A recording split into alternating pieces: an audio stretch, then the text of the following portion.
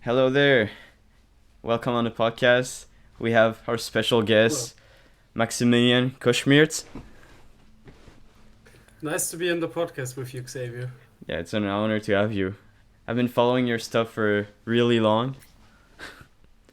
Thank you. I appreciate it. So, shall we start? Who are you? Who is Maximilian? Well, I'm 27. I'm from Nuremberg in Germany, Bavaria actually, and I've been juggling since about 8 years now. Bit less than that, but it's getting there. And I specialize mostly on side swap juggling, but also all of the classical juggling like back crosses, overheads, pirouettes, you name it. Yeah, Mostly ball juggling, but recently I've been getting into ring juggling as well. Club juggling, not so much though. Definitely not a passion of mine. Same thing here. Not a huge fan of club juggling. So I tell think it's me, pretty ugly to be honest. it's what? I think club juggling most of the time is pretty ugly to watch, that is. Yeah, maybe numbers with clubs is I don't know. It's like too packed, right? There's so much stuff happening. I think with balls it's like all fluid. There's so much like I don't know, cool patterns Oh with yeah, it's a balls. bit cleaner of course. Yeah, right. Definitely a bit feels more it's just more beautiful. Let's say Yeah, it like that. yeah. Let's collect ball fans here. We're here in the place.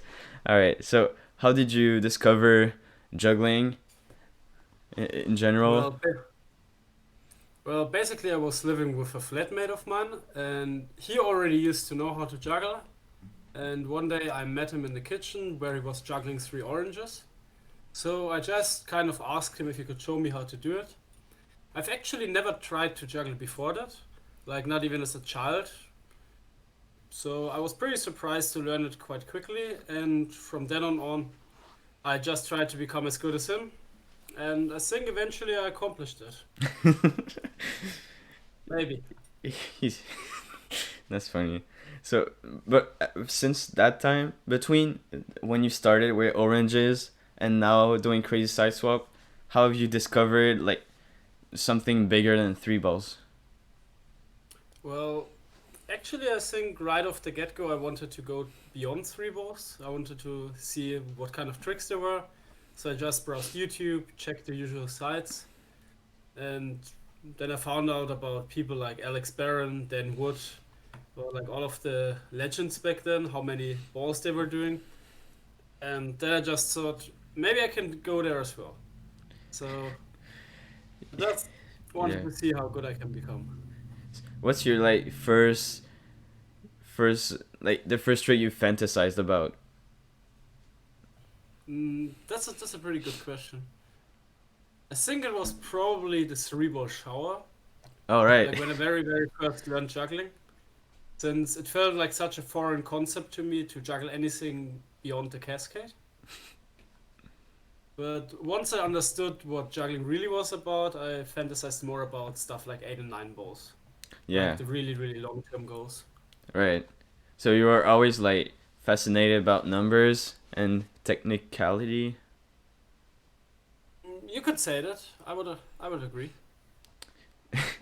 Great. So when did you got introduced into side swap? How did you discover your love to numbers and juggling? Mm. I think I discovered it by random by just browsing through forums and finding the introduction to sideswap juggling that Ben Beaver wrote at one point.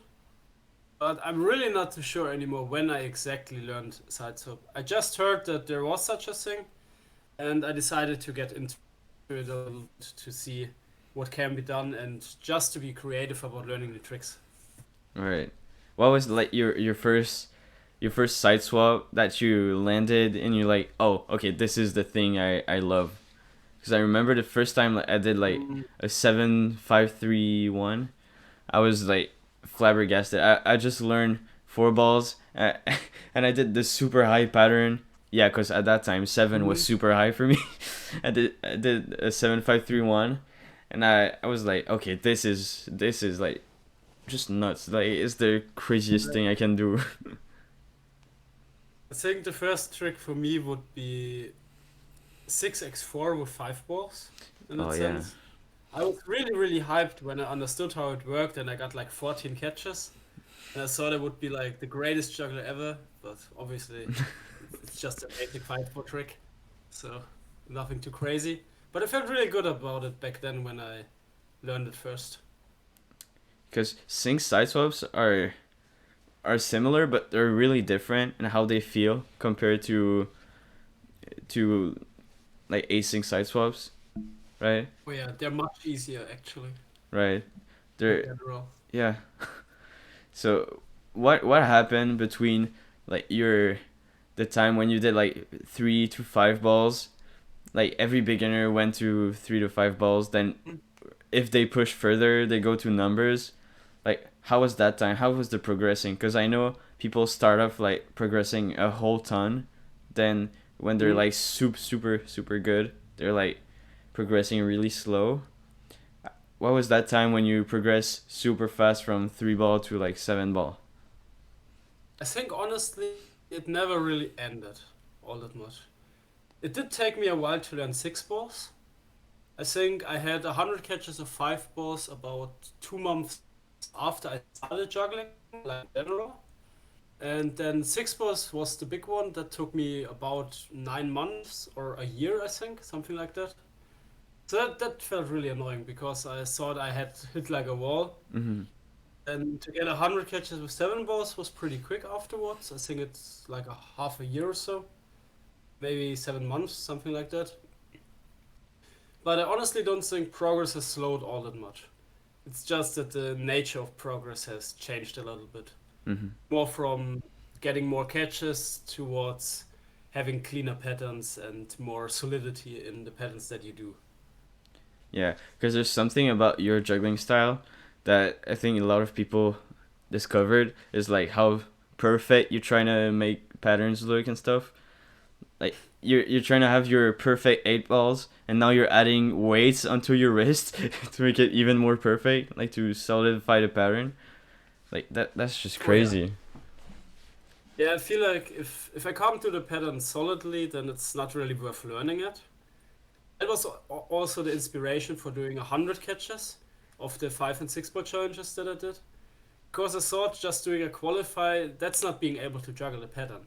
That's just getting lucky after a few tries. Right. So I wanted to push for 100 catches since that's somewhat solid. But I do have to say that 100 catches with a 6 ball pattern is not even close to being solid. In retrospect, I should have pushed for 200 catches maybe. Then the challenge would probably still be ongoing. Right. So I think 100 catches is good enough for a challenge like that, but definitely not enough to have the pattern down. Mm-hmm. And to prove even further you're getting perfectionist in your patterns, you're currently the number one on Juggling Records, which is a Oh website yeah. where you add your records on certain type of patterns, like your amount of catches or the amount of time you run the pattern. And there's a Mhm. ranking from okay, right. There's like places in a certain pattern, and if you get like in the top 3, you got some medals. I don't know how you call it. Yeah, Yeah. you got like the first place medal. Yeah, you got a first place medal. Then you get the second place, and they all like have points attached to them. And Maximilian's the one having the most medals, all the medal points altogether. Yeah. I'm first place in 394 patterns at the moment. It used to be almost 400, I think. But Benze Onodi has been pushing really hard to take some records from me, and some smaller records that are not really worth doing have also been taken by me, and I just didn't find the motivation to get them back yet. Right. But yeah, fun fact, ever since start ever since I joined the site, which was a little bit more than 4 years ago, I logged more than 2,500 records on that site, so about an average of around 2 to 3 patterns every day for 4 years Right. straight. So that's pretty fun to think about. More like two than three. How did you manage to do so much juggling, having uh school maybe? having stuff around you, like having a lot of responsibilities and still doing tons of new records every day. Well, I think the main thing is consistency and just making time for the stuff that you're interested in. Like nowadays that I actually work as a circus performer, I don't really have to care about much stuff else, so I can juggle a lot more. But even when I was still in my university doing my study, I just always found time. Like I would study and then I would go to the juggling club from like 8 to 12 p.m. And in the most hardcore times, I would then go to the train station because they still had lights from 12 p.m. on and juggled until like 3 a.m. Slept for like 4 hours or so and then repeated the process for like 2 or 3 years straight. Wow. Something like that. Did that So I was just a very busy worker. right? Did that whole overworking your juggling make you lose a little bit of appreciation for juggling? Oh, absolutely. There were a lot of times where I really, really didn't like juggling. Even nowadays, I'm pretty frustrated. So Wait, I get can definitely say that I don't really like juggling at this point. sorry the the video like can you continue from frustrated? Oh yeah, I was really frustrated with juggling quite a lot of times, and nowadays it's more like maybe 20% of the times I enjoy juggling, and the other 80% I'm just annoyed and frustrated that I'm not progressing fast enough, that the patterns are not solid enough, that the records that I do break are not broken by a high enough amount. So I can definitely say that I've lost a lot of fun in juggling. I don't really like juggling anymore, to be honest. Mm. A lot of It's people more of a chore. a lot of people say you gotta work to do things you love. And how is the contrast between loving juggling and then making it your job? How is the contrast between like having a big passion then becoming a chore? I think actually, ever since I made juggling my job, it's been a lot more fun to me, to be honest. Okay. Since most of my work as a juggler is not so much focused on practice and getting better, and more so focused on teaching others, giving workshops, rehearsing some acts or something like that. And that's more fun to me than just mindlessly grinding senseless patterns that nobody cares about. Because let's be honest, if I run a 5/4 pattern like 3, 4, 5, 6, 7 for 10 minutes, who cares about it? Yeah. Yeah. That's why you're like specialized into really hardcore side swap, like 6 balls and 7 balls, with like the Instagram challenge you gave yourself. Could you tell more about that? Well, it basically started off as a joke with 5 balls. And I just wanted to see that, like, yeah, I know like 20 patterns with 5 balls.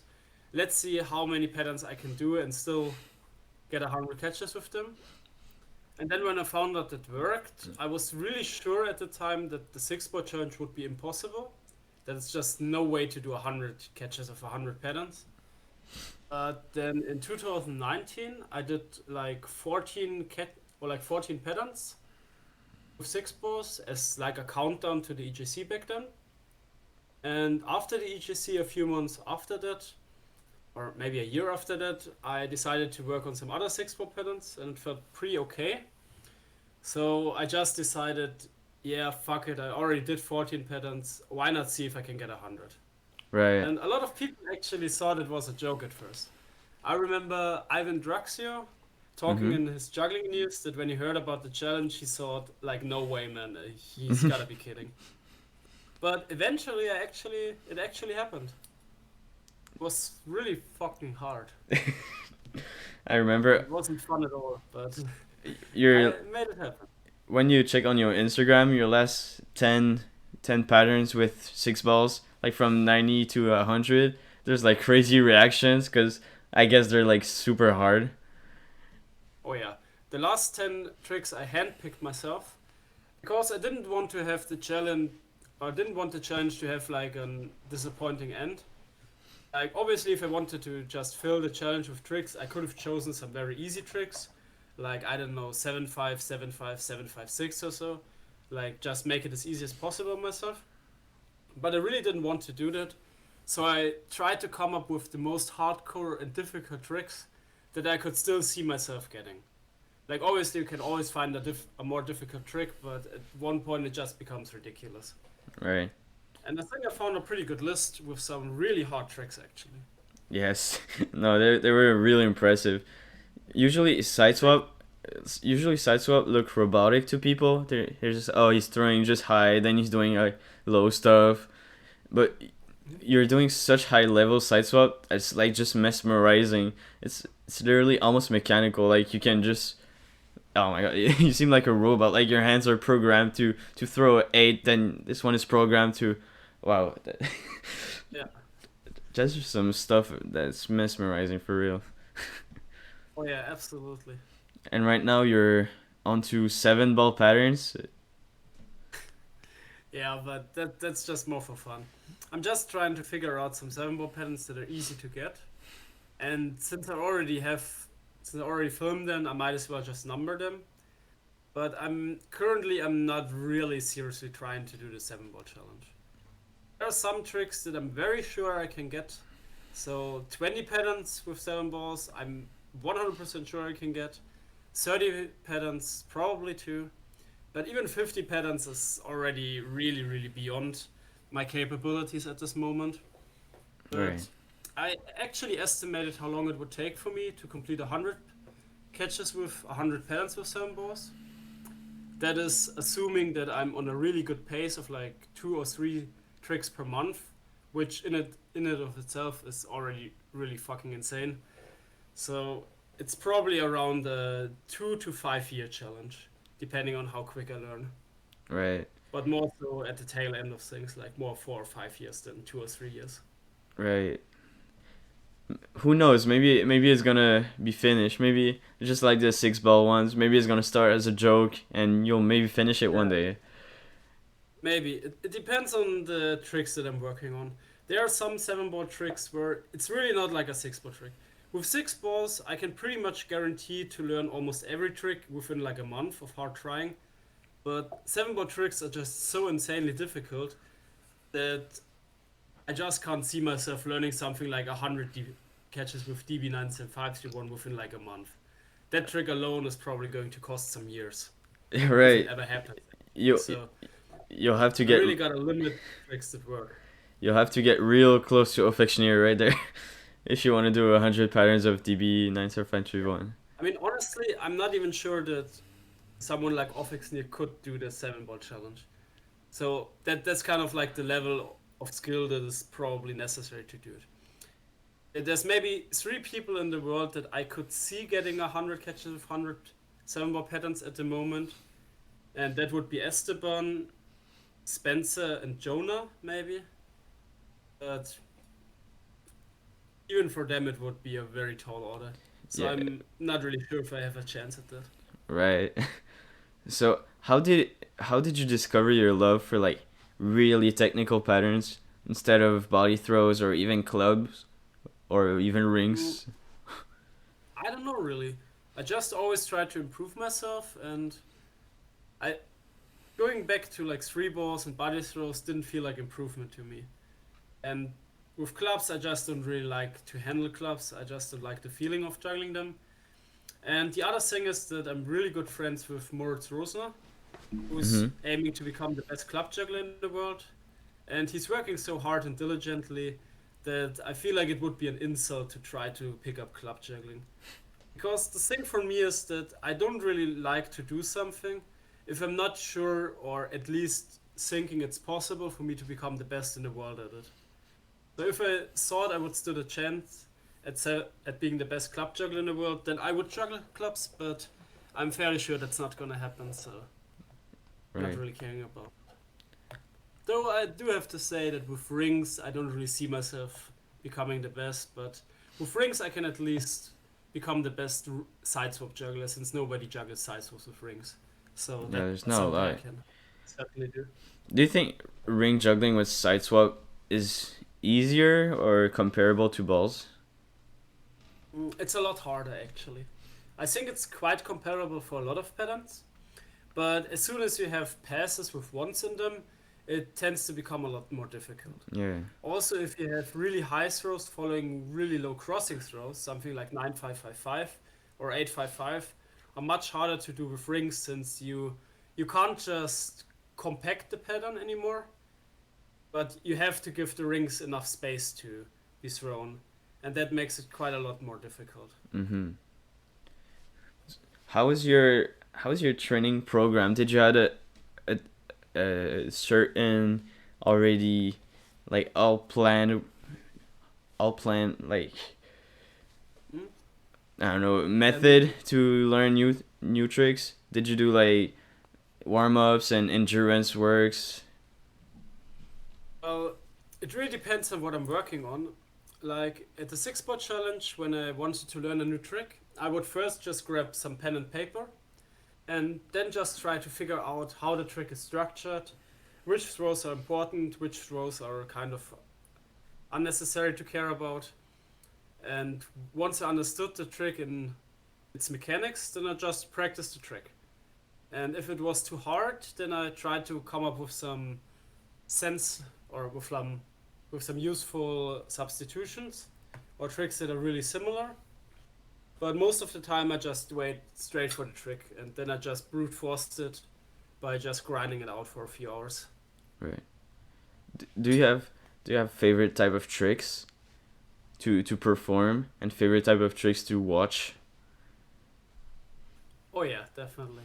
When it comes to performing, I always like to do something like the 97531 with the one behind my back, or something like a 5 up 360. Because those tricks are fairly easy to do, but they always have a very great effect on audiences. Right. When it comes to what I like to watch in others, I think I don't really like to watch juggling all that much, except for really high level juggling. Right. So if there's someone like Spencer doing a 7 club 7 up, then of course that's going to be very mesmerizing. But if it's just a random performance of someone doing 5 balls, then I don't really care too much for watching it. Right. I think that it's really similar for me. If I see people doing like the basic stuff we see everywhere that everyone can do it, every Mm. like intermediate level juggler can do. It's not something unusual. It's nothing new. When like Yeah. okay, you see the early Lage Benjaminson was like super high level, and right now he's Mhm. doing easier patterns, but they're so original with like low numbers. It's still interesting to watch, right? Oh yeah, definitely. I really like his style. Right.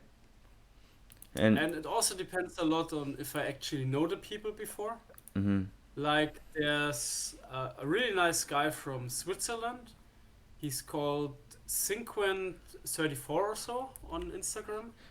Yes, 500, 534. He's French, I think. Yeah.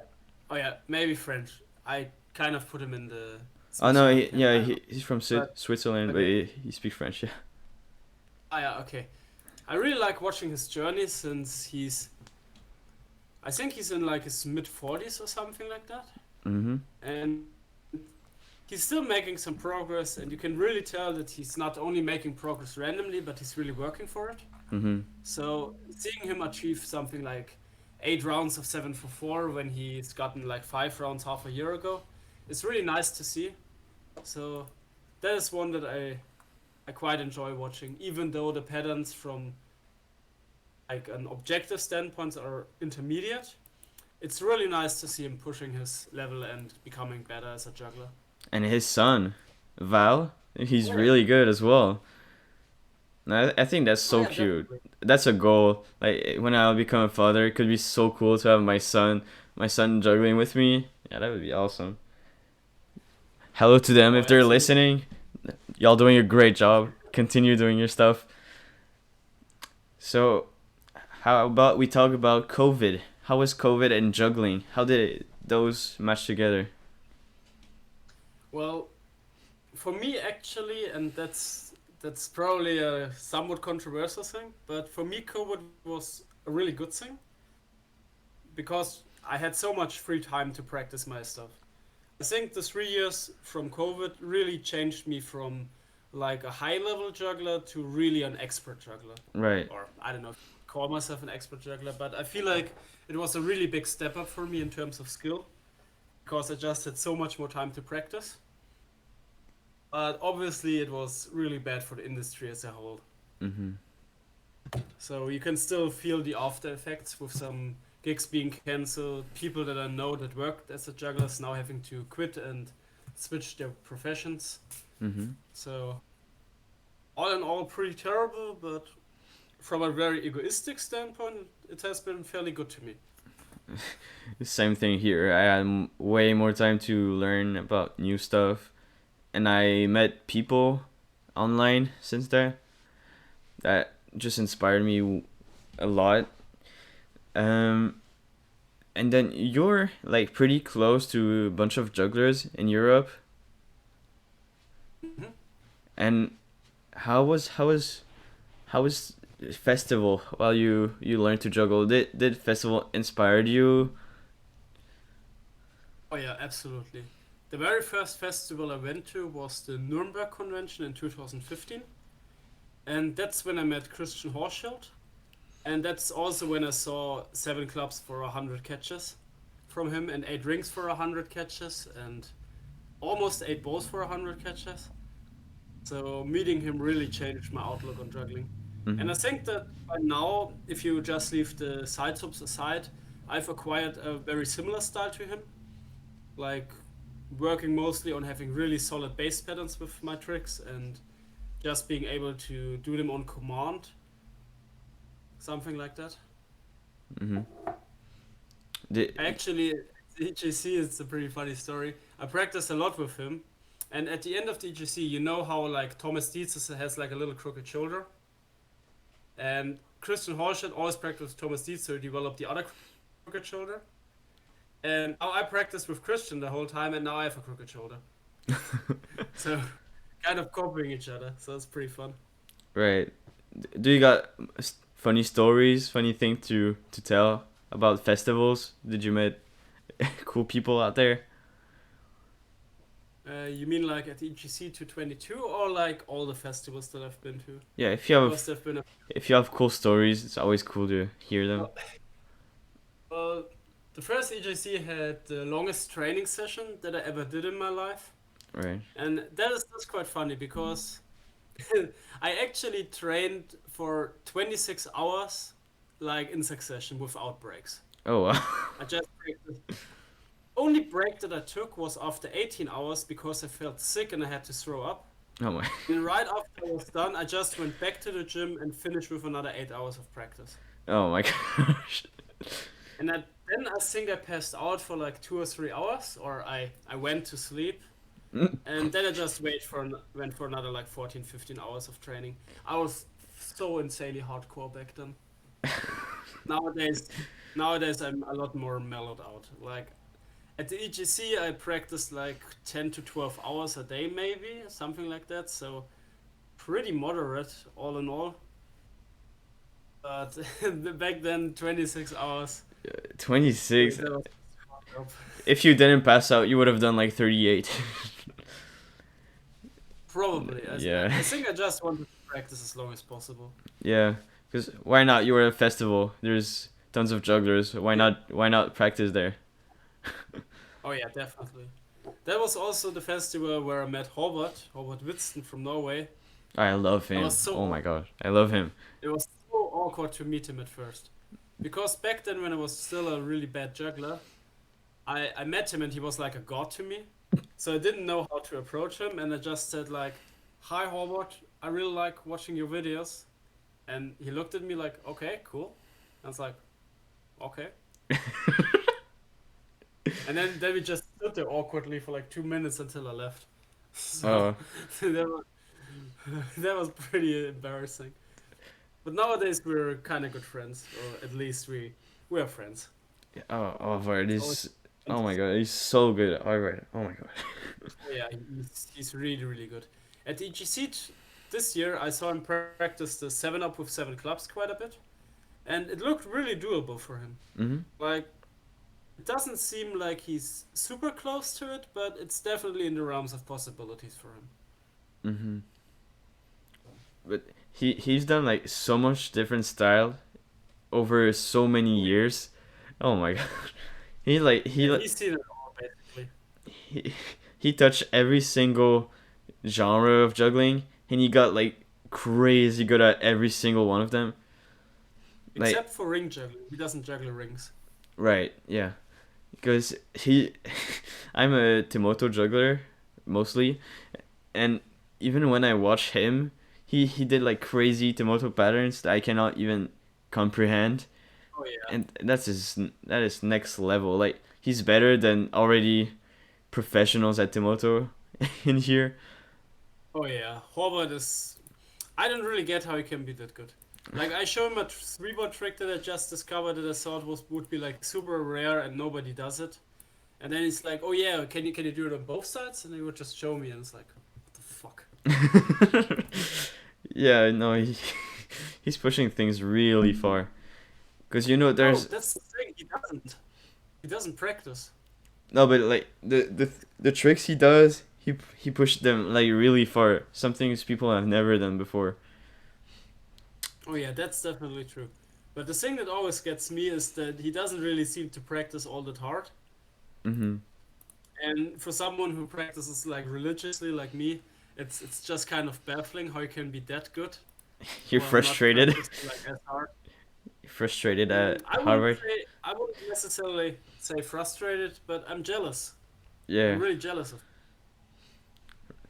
yeah. He's been like really good, and his video. Oh, I forgot the one. Let me search it up. The one with the Spanish song. The one of the recent one. I don't know if the Oh yeah, it's the most recent one I think. I know exactly the one you mean. I forgot yeah. the name is so. He's been doing crazy crazy body throws with numbers. Like I cannot Oh yeah. understand how it's even possible. Okay, it's called Oh Snap. There you go. Oh yeah. Oh snap from Howard. That's a really good one. I always like watching that one. That's a classic. Yeah, Yeah. he's really good. Some of the tricks are really really hard. I think a lot of European jugglers are just crazy. Like you just never heard from them, never hear new stuff from them. Then they come like a year later and they do like the craziest video I ever seen. Oh yeah. There's a lot of really really crazy Europeans. Do you actually know Jan Poelen? How do you Have you spell heard of that? him? How do you spell that? It's like pool, but with en at the end, like Jan Poelen. No, I don't think so. Fun fact: he has the second best DB 97531 after Ofek, and I've seen him do 10 DBs in a row connected live at a convention. Wow. But some people are just so good that Nobody knows, like nobody knows he's there, and he's a really weird guy too, so that's why. oh, that's Very funny. crazy. I like it. How do you how do you feel about social medias and juggling? How does it connect with you? There's a lot of good things. I feel like social media tends to inflate the level of jugglers quite a bit. So for me, there was an instant. I'm not going to name the juggler since that would be rude, but there was a juggler whose videos I really enjoyed watching, and I thought that he had like really really cool tricks, really high level stuff. And then I met him in person at a convention, and I was really disappointed because he wasn't solid at all at any of the tricks that he's been doing. I asked him about like, oh, can you do this trick from that video? And I really like that one, and he just couldn't do it. And that was just something where I realized that a lot of the time when you see crazy good new jugglers, they can't juggle. Like they're Yeah. actually really bad and they just fluked it on a run. Mhm. And that just felt really disappointing to me. Yeah, cuz And that's also one of the reasons I really want like everything I do solid, or at least solid to a point that I can show something to you in a few tries. Because that's just really, I think it's just really frustrating if a person you look up to turns out to be almost like a fraud. mhm.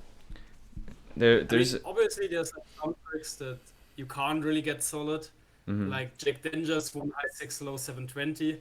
I wouldn't say he's a fraud for not being able to pull it off in front of me. Yeah, that would be so But funny. Okay, do it in 3 attempts. If you're not doing it, you're just a fraud. You're not good. Yeah, I yeah, know. no, but if I ask him about the one high six low 360, just the one pirouette, then I'm pretty sure he could do it. Right.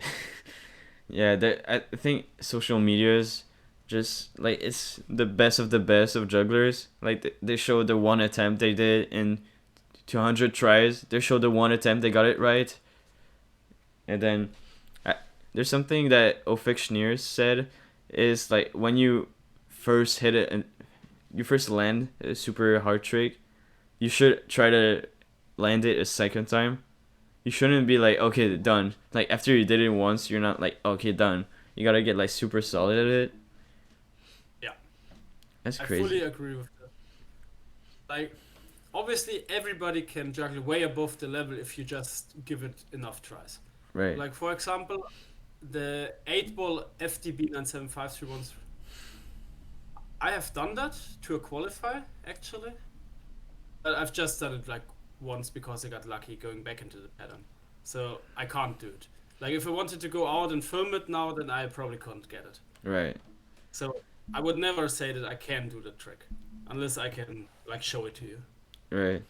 But And there. even stuff like 7 up 720s, I've gotten pretty good. Like I've collected a 7 up 720, but I can't do a 7 up 720. So I'm not going to put it in a video or something like that. Oh really? I think the things about videos, like all the good edited video, like cool clips and cool backgrounds. If you hit like almost impossible trick just by luck, you seem like the best juggler ever. Mm. I mean, that's not bad. That's fun. Oh Like yeah, definitely. yeah. Uh, would you like to? Meeting someone live, that's where it's really at. Right. Everybody can look great in video. Right. Can you tell me about your film videos, like your edited videos, like Icarus? And I don't remember tons of titles of yours. That's the only one, really, honestly. Yeah. I really wanted to do another one, but somehow I forgot to do it, and I didn't really think of nice tricks to do it. But with Icarus, I just decided I wanted to film some cool tricks that were nice and just to have like a regular juggling sample for myself. But none of the tricks I would say are really all that hard anymore, and I'm pretty sure I can get all of the tricks like live. Except maybe for the 97531 360 into back crosses. That might take a few tries. Yeah. Do you have some difficulties with body throws? Mm, well, it kind of depends on what you mean by difficulties. Like, obviously, I'm not as good with body throws as someone like Mike Moore or you even, but I just don't really practice them all that much, I think. Right. Cause I There are some body throws where I just don't have the body structure to do them. Like, for example, treblers with balls. I can do it. yeah, but after I If I gotta had go longer arms, then it would be better. after I gotta go to hospital for like 3 hours to get my back checked. Yeah, I can do Yeah, trivias. Yeah. exactly. Yeah, but then there are people like Chris Jaws who can do them pretty comfortably and makes it a lot easier. Like I've gotten, I don't know, I think 14 or 15 treblers with three balls. So quite long, but it just hurts. So it's not worth practicing over that. Because there's a thing I love. It's mixing side swap with body throws. It's just like Hmm. way too good. Like way too good looking. Like Harvard does. And I Absolutely, I yeah, it's I, I, really good at that. I try so much to do these. Like I'm trying some. Okay, let's say 6-4-5 with like shoulder throws at the four. But since I'm Oh, so inconsistent with shoulder throws, I cannot run anything with like shoulder throws or yeah, yeah, shoulder throws are hard. But funny that you mentioned 645. I actually learned a pretty nice body throw connection with 645 the other day, just by luck. Like you know the throws where you go like here, yes. and I've done it with the force instead for like 5 rounds or so. Oh, It's it looks really insane, but it's a lot easier than I would wait. imagine. You threw like a 6, then you go under, and then you throw the 5, right? Yeah, exactly. So you throw the 6 regularly, and then the 4 goes under, and you catch it on the side. Right. Oh, that seems fun. And it's not too bad. It's pretty doable. I don't think I had to try it a lot. And there's an even easier one. It's just like the same thing, but behind the head, you just catch it like this. I think Oh yeah. that one is doable. But like, have you ever tried super high numbers, like 8 balls side swap with any body throws in it? I think like the cheapest one you can do is like any ones and 8 balls and do it like behind your back, like just a swipe behind your back. Nothing like that. I mean, I feel like it's a little bit pointless to do it because it's just so far apart that the body throw doesn't really get recognized. And I think it might also be very injury prone, to be honest, since you already have to be really quick and fast with stuff like 8 balls and mixing in body throws. It just seems like a recipe for an injury. Mhm. Do you wanna talk about injuries? Cause Sure. I've talked just before with Luca Hase on this podcast, Mhm. and he didn't have any injury, even though he's doing pretty technical stuff. And I know you talked about injuries you had in another podcast from Chris Yeah. again. Yeah, so how Yeah. was that?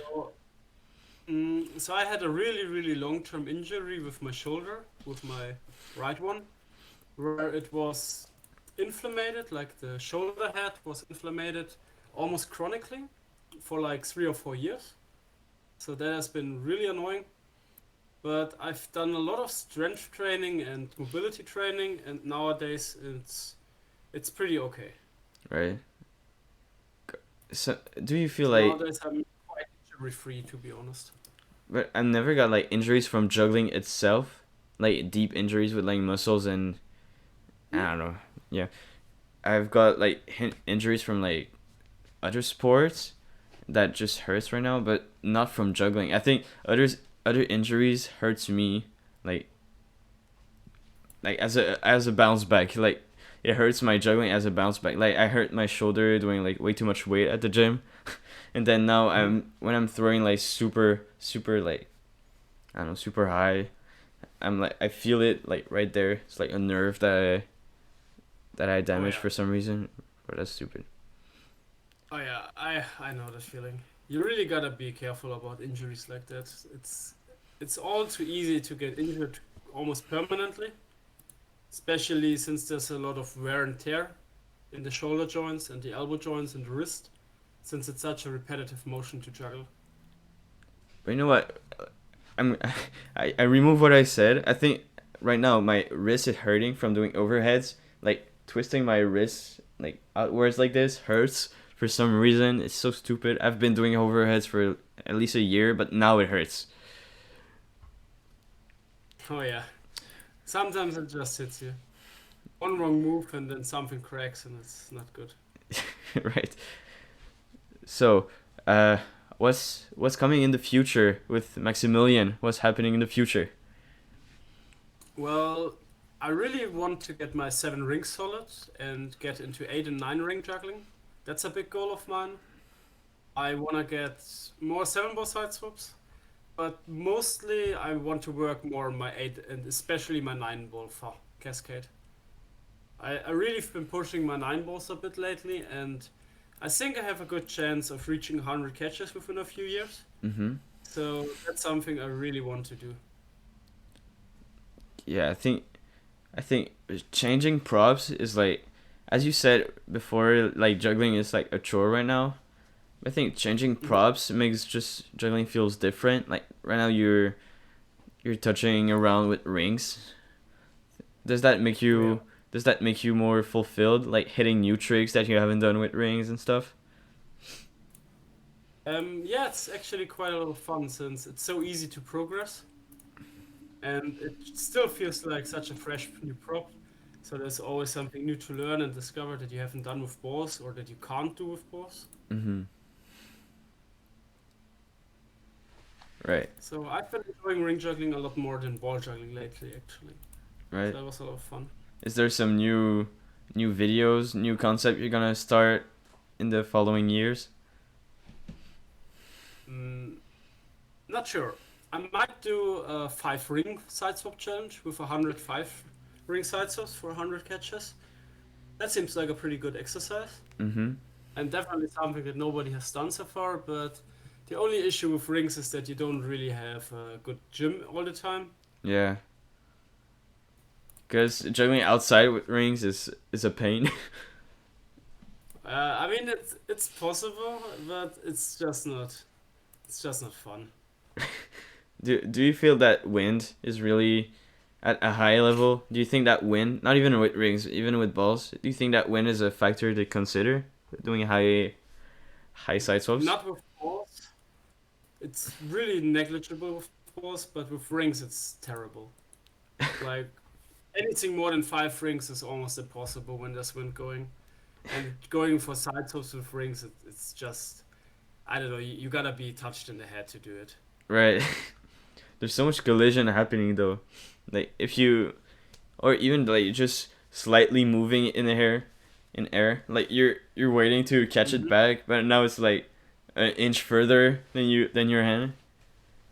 Yeah, and I think it also fucks up your body posture to some degree. Yes. So juggling in the wind is not only worse to juggle. I think it's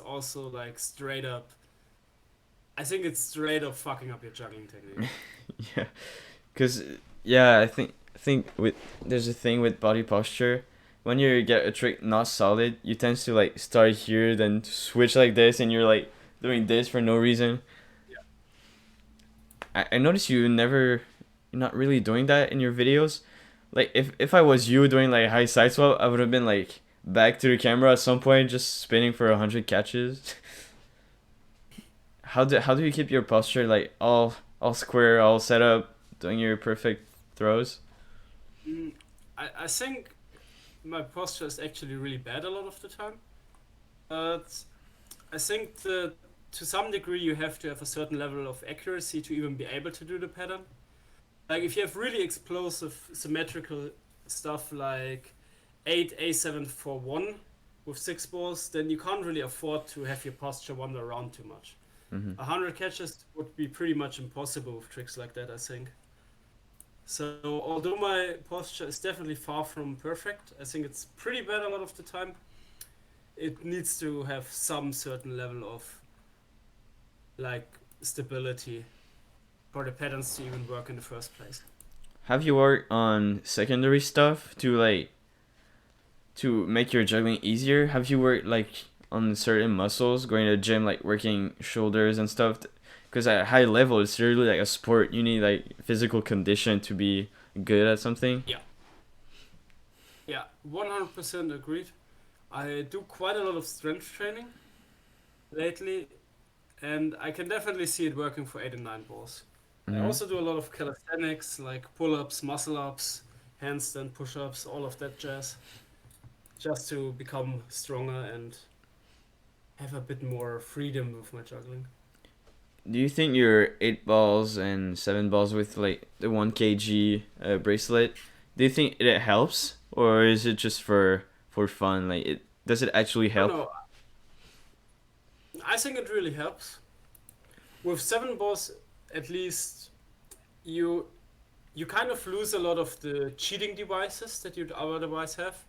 Like you can't force your pattern to be higher when it's not perfectly thrown. You can't force yourself to make like crazy corrections or else Mm-hmm. you really hurt yourself. And you also force your arms to be a bit lower and to use more power from the wrist. Right. So the path of your wrist from catching to throwing needs to be more tight and accurate. So I think it definitely helps to improve your juggling by quite a bit. Right. So do you give that advice to people that want to get like real strong at high patterns? Would you give that advice Mm, to wear wristbands with like 1 kg? I think I would definitely advise it. I think it's a good way to practice your base patterns. But I also would advise people to exercise caution. 1 kilograms doesn't seem like a lot, but when you get into stuff where you juggle like 5 to 6 times a second, then you really need to be mindful of how it impacts and strains your wrist. And I think there's a lot of possibilities to injure yourself there if you're not careful or if you're not strong enough. So I would definitely advise caution Right. if going for something like that. Right. But I can definitely recommend it. I think there's a lot of potential for that. Mhm. All right. So that was fun. I hope you enjoyed the talk. Yeah, It I was really liked it. It was very fun talking to you. was great having you on the podcast. So thanks for being here. Thanks y'all for listening. Enjoy your day. Have fun juggling, and see you next time. Bye bye.